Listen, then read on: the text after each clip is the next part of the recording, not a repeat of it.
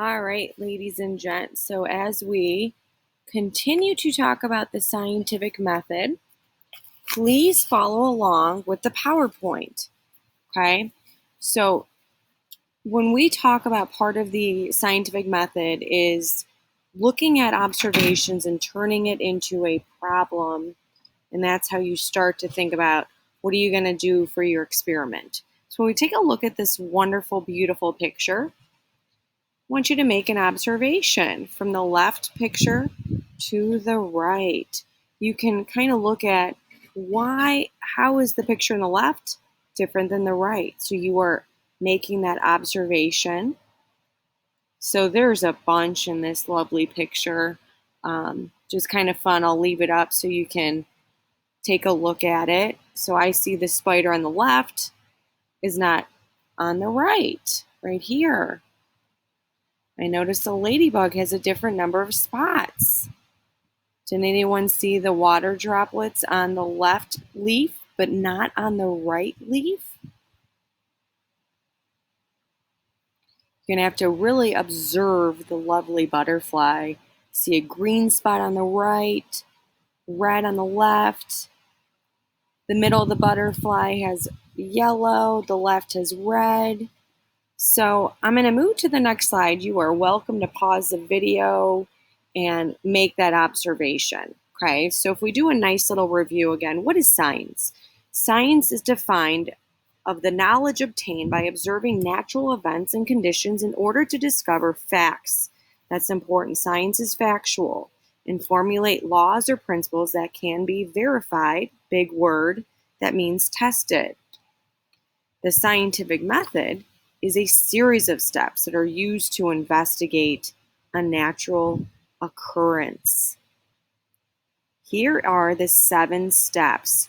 You will need to memorize these steps. If I happen to scramble them up, wink, wink, in the future, you should be able to put them in order correctly from 1 to 7. So number 1, we ask a question. You find a problem, you turn it into a question. Number 2, you do some research to try to back it up with factual evidence. Then when you do that research, it forms your hypothesis. Remember, your hypothesis can be wrong. It is okay. I know we always want to be right, but that's why I love science. It's different than math. There is more than one answer. You're allowed to be wrong. Just make sure your hypothesis is educated. Number 4, test your hypothesis. It's the same thing, meaning experiment. That's the fun part. Then when you're done with your experiment, you don't just clean up your materials and throw everything out. You have to gather that data, which it could be tables or graphs or videos to keep that information. And 6, you analyze it. What happened? Analyze is a big word, meaning what happened? Can I explain the results? Then 7, you draw your conclusion, just like in reading and writing class, the conclusion's at the end. Okay, you want to figure out what your hypothesis was it right or wrong? And why do you think that happened? So it's stating, was your initial hypothesis correct? And does it match your conclusion? You state the problem. Problem identifies what you want to find out. So this is just summing up the steps. Make sure it's in the form of a question. Research means exactly what it's saying. Do some background evidence. Then when you make your observations, make them nice and juicy and detailed as you observe. And we did that before.